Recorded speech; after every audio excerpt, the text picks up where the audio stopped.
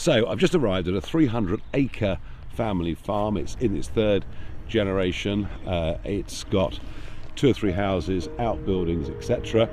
The budget has been just at the most massive shock for the farmer here, James Martin.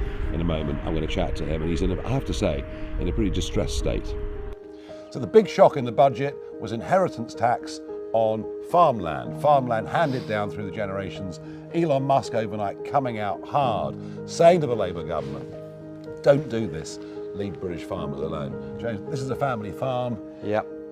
So you'll finish up with a situation when you inherit. What will you have to do? I don't know. Well, obviously I'll have to get some sort of advice from someone. Right. So picture this. You wake up one morning, switch on the news, and discover that over 6,000 farms have vanished from the British countryside in just 12 months. Not because of a plague, not because of bad weather, not even because of Brexit, though heaven knows we blame that for everything else, but because Rachel Reeves decided to have a go at family farms with a tax policy so catastrophically misjudged it makes a poll tax look like a masterclass in political sensitivity.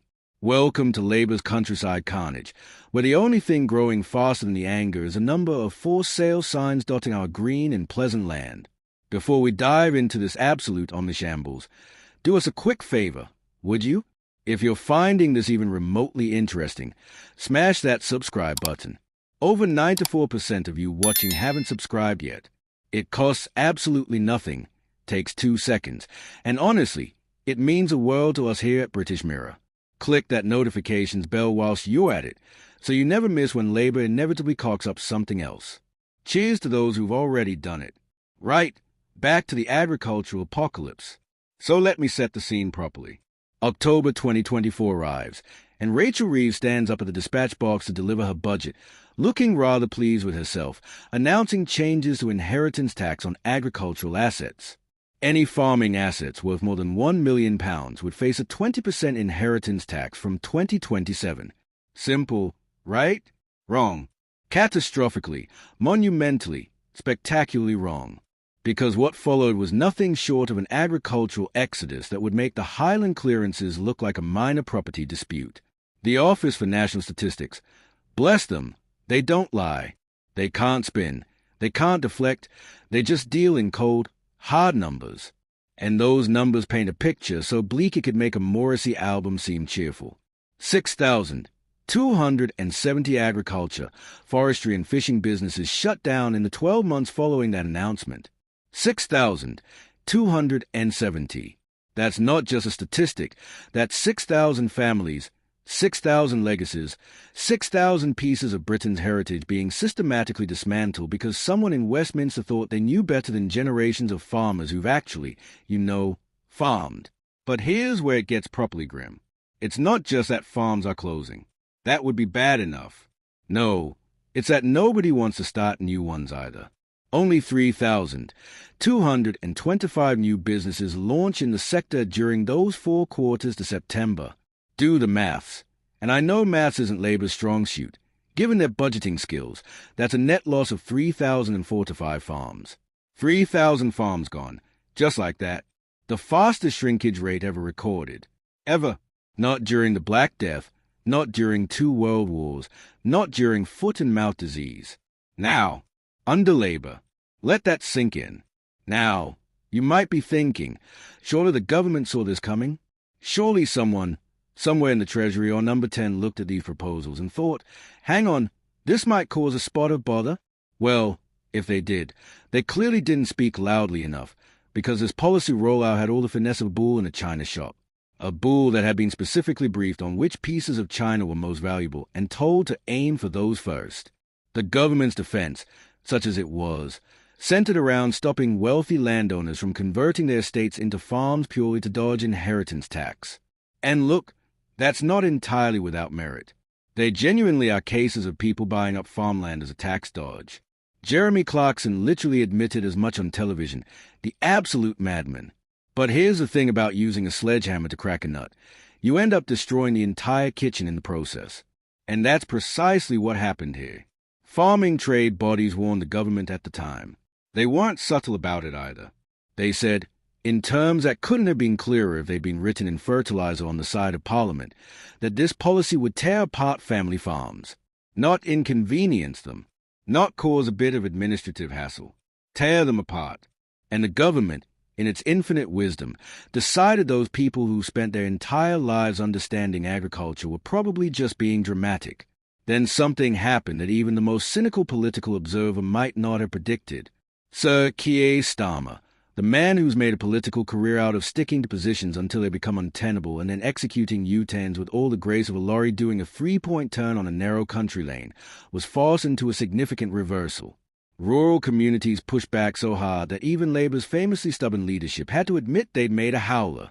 This week, ministers raised the threshold to £2.5 million. Couples can now hand down farming estates worth up to £5 million to their children without paying any inheritance tax.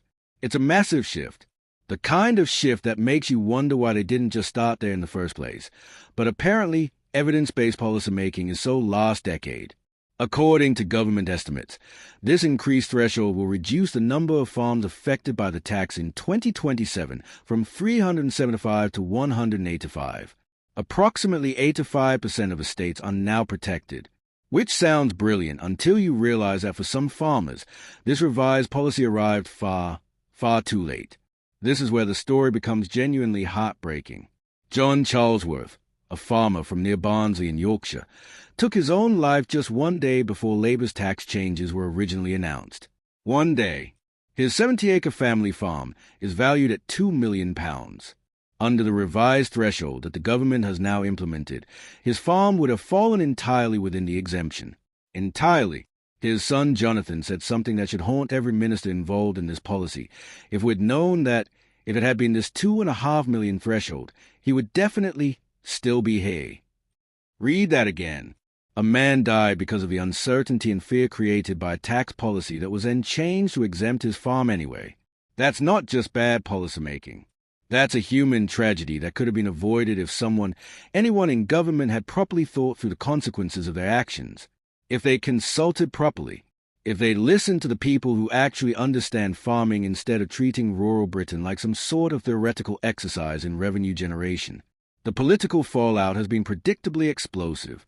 Nigel Farage has been absolutely volcanic about this, and honestly, can you blame him? This is precisely the sort of metropolitan elite policy disaster that Reform UK feeds on like political catnip. Shadow Business Secretary Andrew Griffith didn't pull his punches either, warning that the harm inflicted on the agricultural sector cannot be undone. Even with a belated partial about turn, a great deal of damage has been done with closures across the sector which cannot be reversed, he said. Then he delivered what might be the most accurate assessment of this government we've heard. This government doesn't understand business, and it certainly doesn't get the countryside. He's not wrong, is he?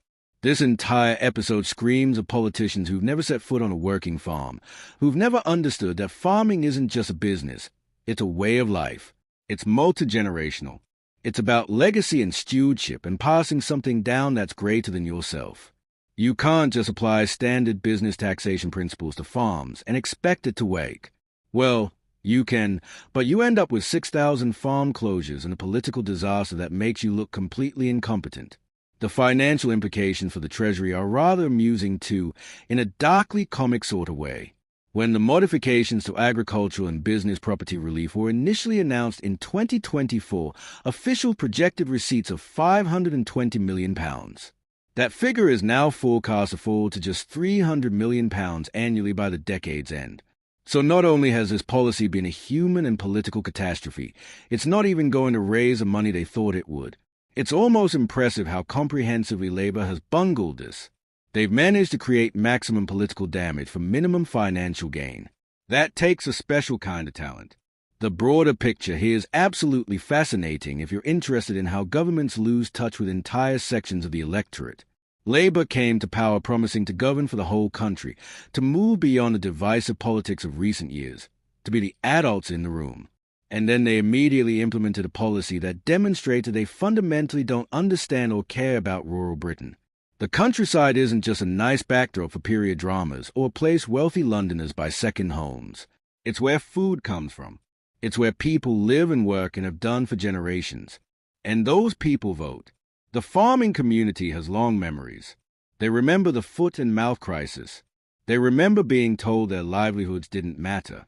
They remember being lectured by people who've never had mud on their boots about how farming should work. And now they'll remember this. They'll remember that Labour announced a policy so poorly thought through that it caused 6,000 farms to close before ministers were forced into a humiliating climb down. That's the sort of political wound that doesn't heal quickly. What's particularly galling about this entire situation is that there was a genuine issue to address. Tax avoidance through agricultural property is a real thing.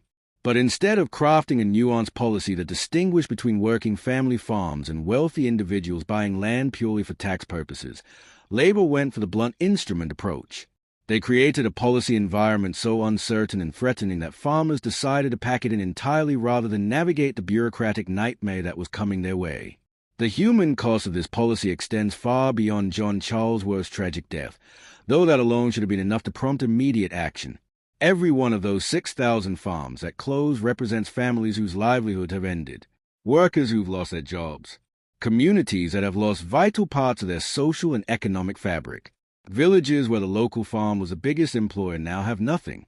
That's not just an economic problem, it's a social catastrophe playing out in slow motion across rural Britain. And for what?